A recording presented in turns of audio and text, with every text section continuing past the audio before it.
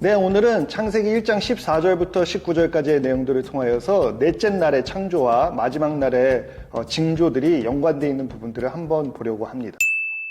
네, 오늘 우리는 창세기 1장 14절부터 19절까지의 내용들을 통하여서 이제 창조의 넷째 날에 대한 이야기들을 하려고 합니다. 우리가 종종 마지막 날에 하나님이 보여주시는 징조가 무엇인가 궁금해하는 분들이 있는데요. 이 창세기 1장 14절부터 19절의 네 번째 광명체의 창조는 우리가 많이 궁금해하는 마지막 날의 징조와 연관이 있습니다. 창세기 1장 14절부터 19절에는 내용이 이렇게 나옵니다. 하나님이 이르시되 하늘의 궁창과 광명체들이 있어 낮과 밤을 나누게 하고 그것들로 징조와 계절과 날과 해를 이루게 하라.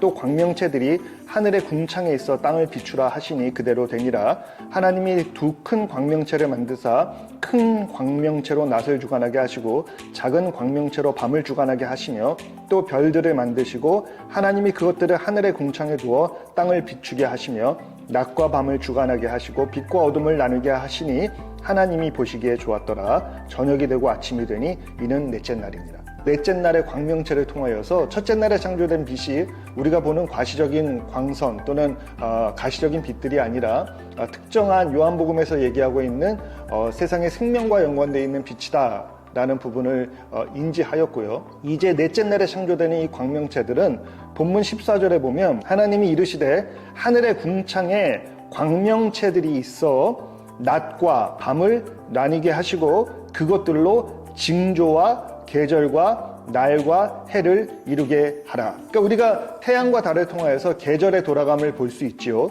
또 밤과 낮이 구분되지요. 그런데 14절에 보면 좀 독특한 단어가 하나 드러나는 것을 봅니다. 그것은 뭐냐면 바로 징조라는 거예요. 근데 14절에 영어로 얘기하면 sign이라는 부분이 명시가 되어서 이 해와 달이 징조를 보여주는 것으로 사용된다는 겁니다. 그런데 이 징조가 뭡니까? 우리가 사인이라고 얘기하는 이 징조들은 이제 나중에 마지막 날에 사람들이 예수님에게 찾아와서 마지막 날의 징조가 무엇이겠습니까? 질문했던 단어와 같은 단어인데 그 마지막 날에 일어날 현상들, 우리가 어떻게 이 세상의 종말과 멸망을 알 수 있습니까? 라는 질문에 대한 답이 바로 이 4일째 창조되는 태양과 달과 별들에게 연관되어 있다는 겁니다. 우리가 별들을 연구하는 여러 가지 학문들이 있죠. 그래서 뭐 천문학이라든가 점성술이라든가 해와 달과 별들의 움직임을 통하여서 우리가 이 삶의 영역 안에 어떻게 그것들을 이해할 수 있는가를 공부하는 학문인데 이 점성술과 천문학에 대하여 정통했던 사람들이 누굽니까? 우리가 신약시대에 알고 있는 동방박사들. 큰 별의 움직임을 보고 이스라엘에 새로운 왕이 태어났구나 그것을 깨달아서 경배하기 위하여 왔던 동방박사들이 바로 이 천문학과 점성술에 대하여 정통했던 인물들이라고 볼 수 있습니다. 우리가 고래로부터 많은 사람들이 별의 움직임 또는 천문학을 통하여서 과연 우리 인생에 나타나는 문제들이 무엇인가 라는 부분을 연구하기 원했고 또 이해하기를 원했죠. 그런데 성경이 우리에게 얘기해 주는 게 뭡니까? 바로 넷째 날 창조되었던 이 광명체들의 역할이 그 계절과 또는 날에 대한 것을 이해하게 해줄 뿐만이 아니라 더 나아가서 징조들을 해석하는 어떤 기준점이 될 것이라는 것을 얘기해 줍니다. 이것이 중요한 이유가 무엇이냐? 바로 이 징조들을 통하여서 우리가 마지막 날에 어떤 모습들이 나타나고 우리는 어떤 모습으로 신앙인들이 이것을 준비해야 되는지를 보여주는 어떤 근거가 된다는 겁니다. 그래서 우리가 에스겔서 32장 7절부터 8절을 볼 때 또 이런 얘기가 나옵니다. 그 하늘의 징조들, 이 광명체들이 어떤 징조를 볼 거냐? 에스겔서 32장 7절에 보면 내가 너를 불 끄듯 할 때에 하늘을 가리어 별을 어둡게 하며 해를 구름으로 가리며 달이 빛을 내지 못하게 할 것임이며 하늘의 모든 밝은 빛을 내는 내가 내 위에서 어둡게 하며 어둠을 내 땅에 베풀리로다. 주 여호와의 말씀이니라. 그러니까 이 징조라는 것을 에스겔서에서는 어떻게 보았느냐? 하늘이 어두워지는 것으로 봤어요. 하늘에 어둠이 가리워져서 별들이 그 빛을 잃고 그 다음에 해가 구름으로 가리워지는 그런 모습들이 이 땅 위에 나타날 것이다 라고 얘기했습니다. 그런데 요엘서에 가게 되면 또 이 부분을 다시 해석하면서 요엘서 2장 30절부터 31절에는 이런 얘기를 합니다. 내가 이적을 하늘과 땅에 베풀리니 곧 피와 불과 연기 기둥이라. 여호와의 크고 두려운 날이 이르기 전에 해가 어두워지고 달이 핏빛같이 변하려니와.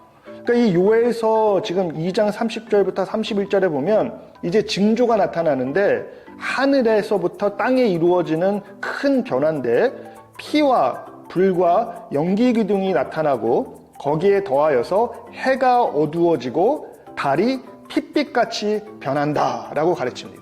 그러니까 징조가 뭐냐? 해와 달을 통하여서 볼 수 있는 징조는 일단 해의 빛이 사라지는 겁니다. 이것이 곧 피와 불과 연기 기둥으로 인해서 해가 가리워지고 해의 빛이 지구에 안 들어오는 것인지 아니면 태양 자체의 빛이 사라지는 건지 우리는 자세히 알 수 없습니다.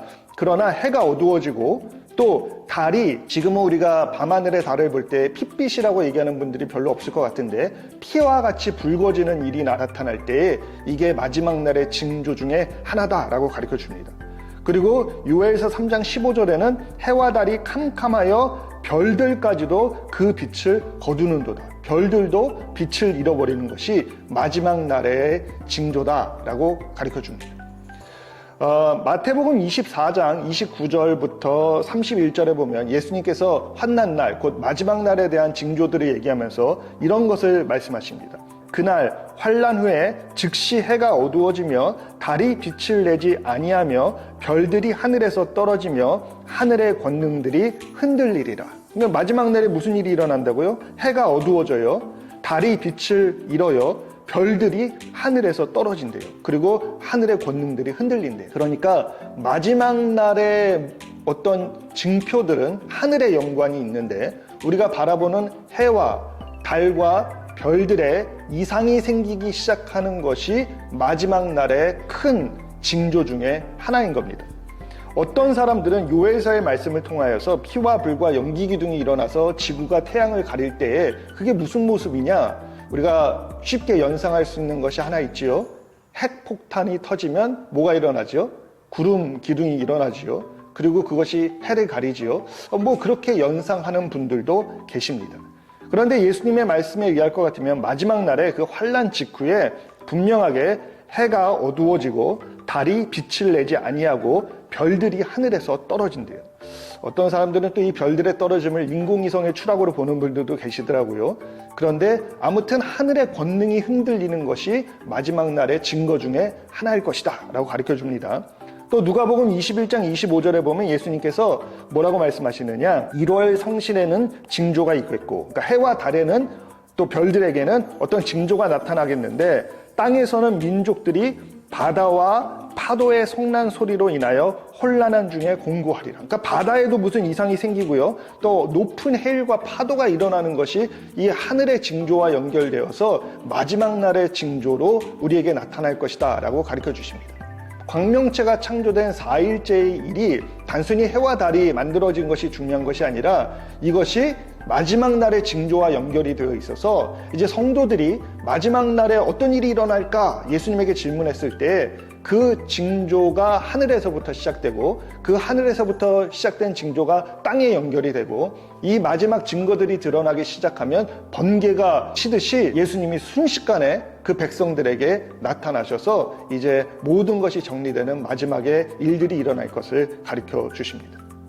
오늘 우리가 살펴보는 이 창세기 넷째 날의 광명의 창조는 해와 달이 창조되었다라는 느낌을 넘어서 이것이 이제는 마지막에 우리에게 어떻게 마지막 때를 알 수 있는 증거들이 되느냐라는 부분까지도 우리에게 가르쳐 주기 때문에 이것이 중요한 내용 중에 하나라고 생각이 듭니다. 이제 창세기 1장에 나타나는 4일째의 광명의 창조와 마지막 그 징조의 사건들을 우리가 살펴보았는데요. 하나님의 창조의 계획과 함께 이제 마지막은 옵니다. 그리고 그때가 올 때 우리 성도들이 두려워하지 말아야 할 것은 무엇이냐? 이런 일들이 일어나야 하나님이 오시는 겁니다. 주님의 재림이 오시는 겁니다. 그렇기 때문에 어떤 일들을 만나든지 어떤 사건들이 일어나든지 말씀에 근거하여 준비하여서 때가 이를 때에 두려움 없이 하나님의 오심을 기쁨으로 맞이할 수 있는 모든 주의 백성들이 다 되시기를 축원합니다. 오늘 이렇게 창세기 이야기를 정리하고 또 다음 시간에 뵙도록 하겠습니다. 감사합니다.